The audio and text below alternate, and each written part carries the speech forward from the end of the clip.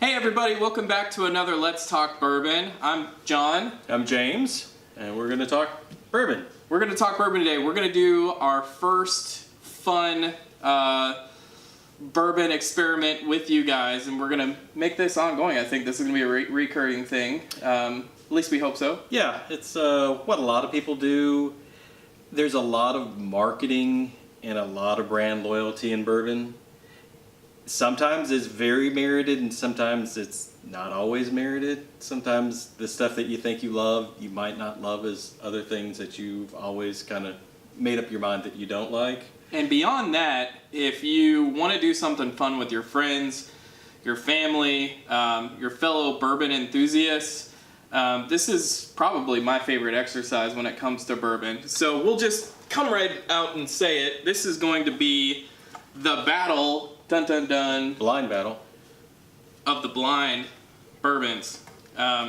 We were going to wear a blindfold, but that might get a little dangerous. There are enough videos like that. Bourbon and glassware and blindfolds. And I don't YouTube know. doesn't like those kind of videos much. So as you see, we're going to have 4 distinctive choices. We don't know exactly. We might know what the bottles are, but we don't know what we're going to taste. Let's put it that way. So, James, you want to tell us what we're going to... So we wanted to start off with 10-year-olds because usually that's when the magic starts happening in the barrels, and that's usually when you get the most development in character. And it's, I think, for the area, it's most bang for your buck what you're going to get when you find them. Yeah, and especially in the evolution of the process with bourbon in the barrel, one of the things that a lot of people don't know is actually bourbon takes on most of its color in that 0 to 4 year time frame. And then beyond that, I think you lose about 7.5% evaporation within that first year and somewhere to 3 to 4% a year after that, depending on how well structured that barrel is, right? But where it's at in the warehouse, yeah, that's a big part of it. But for this, we love that 10-year profile. I think that's right on the cusp of maybe getting too oaky, too old. So we're gonna have our work cut out for us. So what are we gonna select from? I'm gonna go from easiest to get to hardest. We're gonna start off with Russell's 10-year. Ooh. Solid favorite. About 25 to 30 bucks regularly. You can find it pretty much everywhere. Solid pick. Gonna go with Bullet 10-year. Another one that you can get relatively easy. It's in the same price range. Really good juice. Then we're going to get to one of the most appropriately named bourbons, Eagle Rare, because you're going to get a little bit harder to find it. It's a little gettable, rare, but it's rare. And finally, thank you, San Francisco Spirits Competition for 2 years in a row now, ruining this for the general drinking population. Yeah. The Henry McKenna 10-year. Single barrel, Heaven Hill 10-year product, bottled and bond, 100 proof. Just the rumor goes a brand rep just went and picked out a bottle and brought it to San Francisco because Heaven Hill didn't have enough entrants. Do you believe that story? Well, interest or not, I can tell you that good for them, good marketing. I actually just wrote an article on my blog about Henry McKenna where I don't think it's the best bourbon in the world, but I think it's a good bourbon. And so, at the end of the day, folks, whatever you drink, don't get behind the hype. Make sure it's something you like. But that's a little off topic. But I think it's a great point. That's exactly on topic because that might be number 4. We might like all the others rest. We're gonna find out. These are definitely interesting profiles. So we'll see how good our palates really are. So our producer is gonna help us out here. Hi, producer. Hey, producer. Look at this. So we actually had one of our Lexington Bourbon Society members who's a woodworker make this stave for us, and we're going. Thank you, Brian. Right. They're numbered. So we've got 1, 2, 3, and 4. So we're gonna stick with this, guys. We got a lot on the table here, but we'll clear it off soon. But we've got 1, 2, 3, and 4. So what we're gonna do here is we're gonna start to transfer some of this over. So this is what a lot of professionals do. In fact, when I became the first level bourbon steward, you tricked a lot of us with tasting on this because we went to, how different is a high rye bourbon versus a rye? Do they taste similar? Could you pick one out, Julie? And a lot of experts even do this in the wine industry to try and figure out if they can do, in fact, to become at least level 2 somm, you got to do some blind tasting. Is that not true?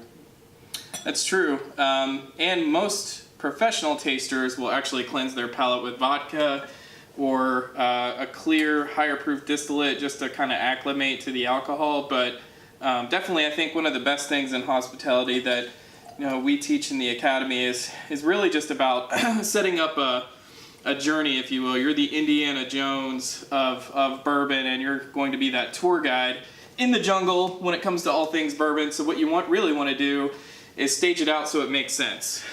So be it low rye, high rye bourbons, ryes, wheats, 10 years, or even go with different styles. Single barrel, small batch. You really want to have like a good journey theory behind that too. So anyway, we've got 1, 2, 3, and 4. Well, let's go ahead and let's get started with 1 here, James. So I'll go ahead and give that a shot. So what James is doing is he's acclimating to himself. I know it seems kind of weird, gross, but when you smell yourself, you're not smelling anything else. And so it kind of resets your palate. Because this is the first I've had today, so kind of want to not burn out olfactory senses there. Actually, I always like to start with a little swig of water. Getting more. Let's talk about proper tasting. Always start underneath the chin, go up. Breathe in through your nose and mouth, your nasal olfactory. A lot of spice. Definitely spicy profile. Yeah, normal color. Good nose to it, rich, normal.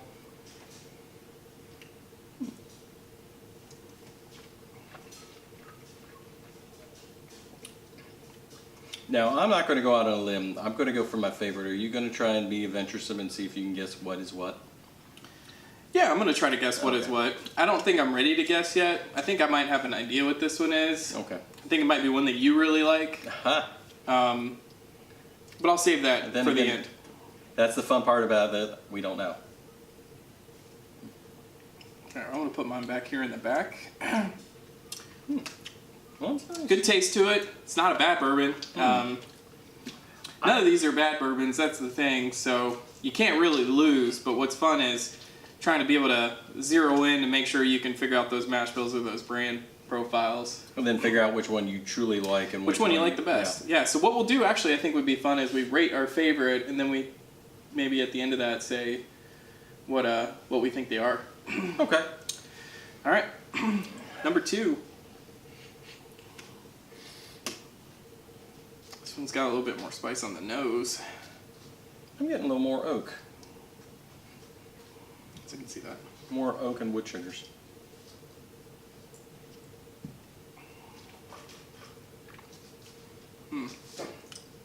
Tannic. Kind of dries my mouth out a little bit. It's more of a mouth covering the other one. Peppery.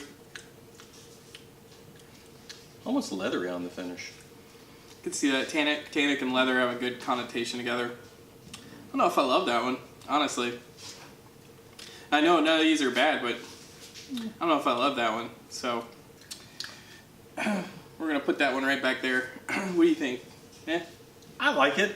Once again, this is gonna be 1A, B, C, and D probably, but Okay. yeah, between the two, no, that's. Ooh. Ah, man. I drink too much of this stuff. I know what this is. Now, and keep in mind also, none of these, even especially the Eagle Rare, these are all you can find. There are no single barrels, which is kind of hard to, no store picks, especially with the Eagle Rare. It's hard to almost find a no store pick.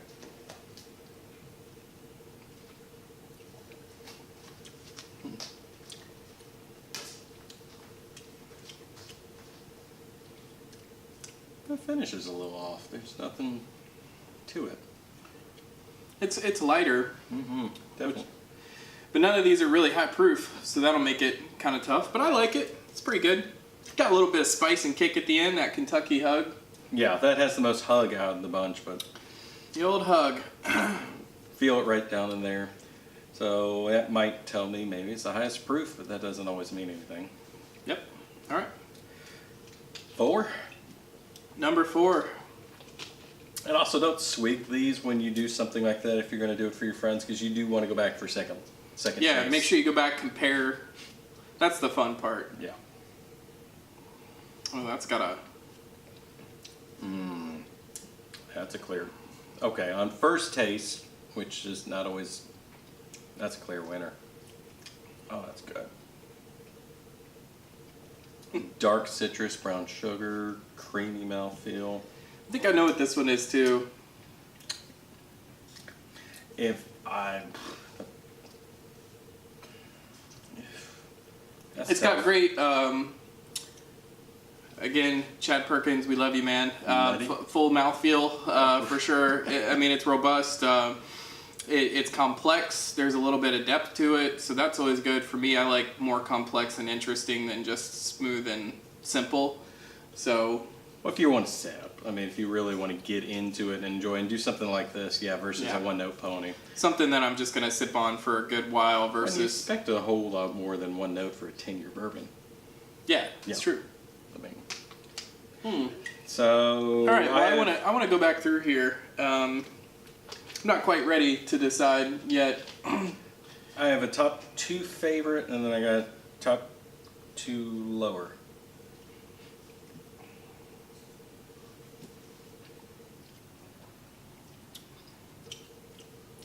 Well, 3 got different when I went back to it.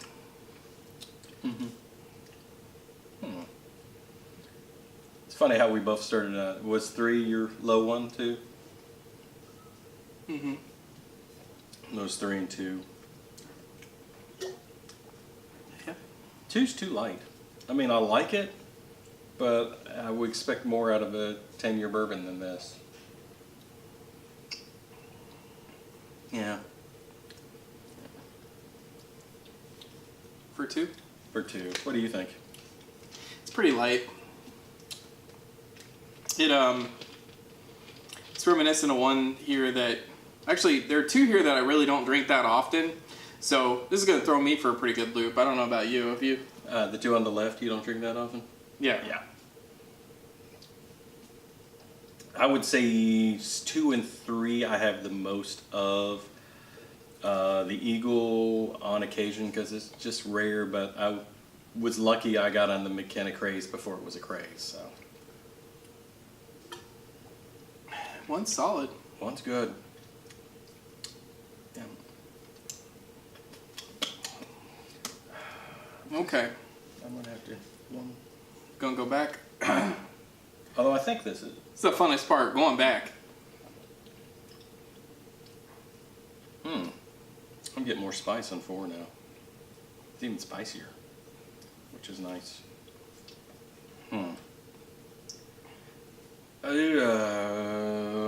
Okay, we've done twice. Have you done twice of each? I have. Okay. I think we just need to eliminate our least favorite. Okay.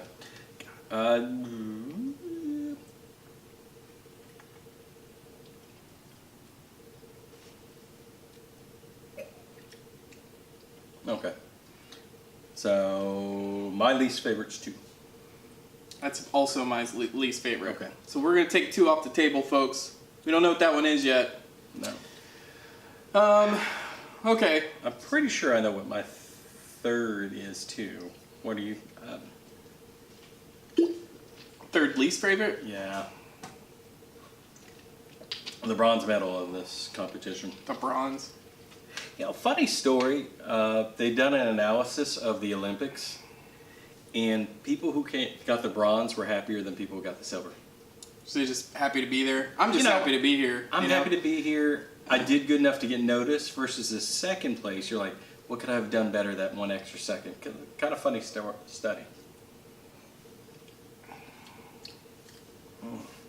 Okay, this is getting a little tougher.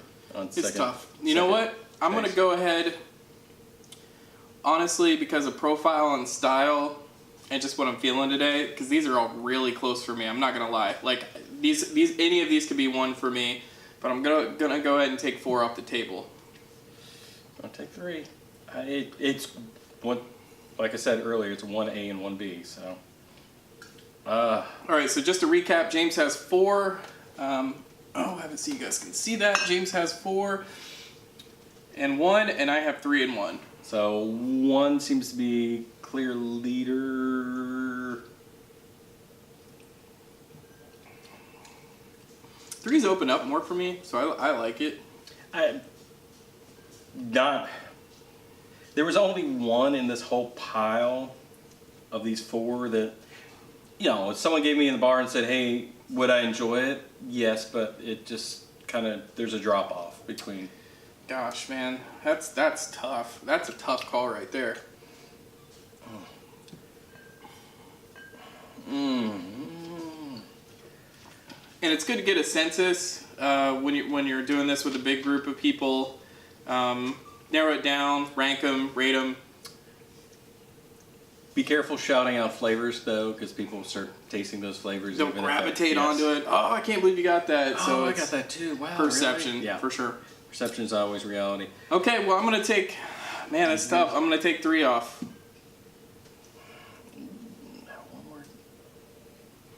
Now, just because I chose before you doesn't mean you have to pick the same one as me or not pick the same one as me. 3's already off the table for me, so that's already the bronze. It's happy to be here.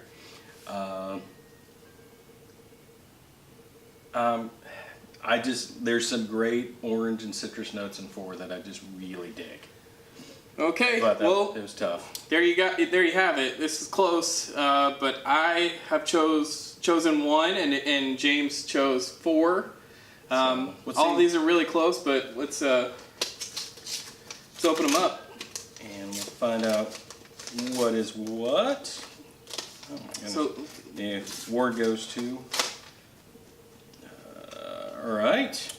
So, number. No way, really?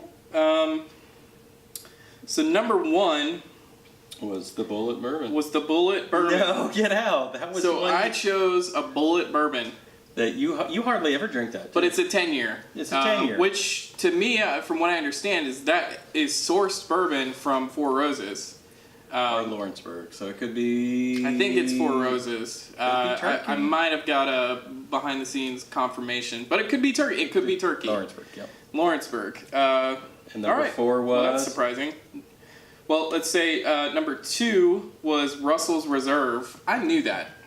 Yeah, and that was my third. Oh, my bronze. I did like. Okay. And then number 3, I knew this. That was Eagle Rare. That was good. It was a good one, and that was where I was kind of in between. Actually, 2 was the thinnest of the bunch. I'm kind of surprised because I really love Russell's, but it just, I guess when you stacked them up to the rest. Yeah, well. And I picked McKenna. I knew that was McKenna, and I didn't do it out of hatred. I truly, because I like McKenna. I just, it's got some funkiness to it. Like, you got to really be in the mood for the funk. It is a single barrel, so barrel to barrel. We've both got several, so we could open a different bottle, and it could be a different barrel. I think Fred Minnick put a little bit of mold in that barrel. No, I'm just joking. We love Fred, but honestly, it just, it was a little kind of funky for me. I don't know. It had some orange. Some people like funky, though. It just had some good orange and spice on that. So there you have it. So we ended up with Bullet was my number 1. That you can get readily anywhere on the shelf. Well, at all. Yeah. I hope. Yeah, it's pretty readily available. And then McKenna. Number 1 for me. James went elitist on us. That's a good one. Yeah. It really is. So 3rd was what level number for you? Was that 3rd or 4th? So I was between number 1 and number 3, and 3 was Eagle Rare. Eagle Rare. So. Which I love Eagle Rare, and that was a close one, but it was a little too light. Yeah. And for a 10-year, I kind of wanted a little bit more, and it can be a little different each time. So. And this shows you, if you've seen earlier videos, I'm a homer for this. I still am. I'll still drink it. I mean, none of these were bad, but they just didn't. Blind, did I love it as much as the rest? Not this time. I knew that was Russell, so I knocked it out pretty early. But I do love some single barrel expressions of Russells, so not a hater, great. folks, They could be by great. any means. So this, any preconceived notions, you know, because honestly, would you ever order that in a bar? You know, I wouldn't, but truthfully, you don't see the 10-year often in the bar either, so... Right, Lexington to do, but probably not out. Yeah, normally the regular bullet or the regular bullet rye, but nonetheless, this has been good. It's been fun to try. So, thank you for being a part of our first Blind battle. blind battle. I'm sure we'll, if you have any suggestions, shoot them out. I know we're looking probably favorite small batch, and figure out what a small batch is. Hint, there is no legal definition of small batch, but hey, we'll discuss that Giving away later. all the secrets. Shh, don't tell anyone. Or, you know, favorite ryes coming and favorite under certain price points. Whatever you guys want to shoot out for us. And if you want to shoot us samples for us to try and see what we like blind. Are you against free bourbon or whiskey? Not at all. No, But I if don't. you guys have suggestions, we'd love to comment, see out of these four what your favorites are. Any surprises? Yeah, but we're looking forward to doing more of these. And nonetheless, I think that's going to wrap it for us, guys. Again, thanks for spending your time with us. We appreciate it. If you like our video, subscribe on our link up above. And Thumbs up. we've got some other videos out there. Feel free to watch those. But thanks again. Yeah. We'll and see you soon. See you guys soon.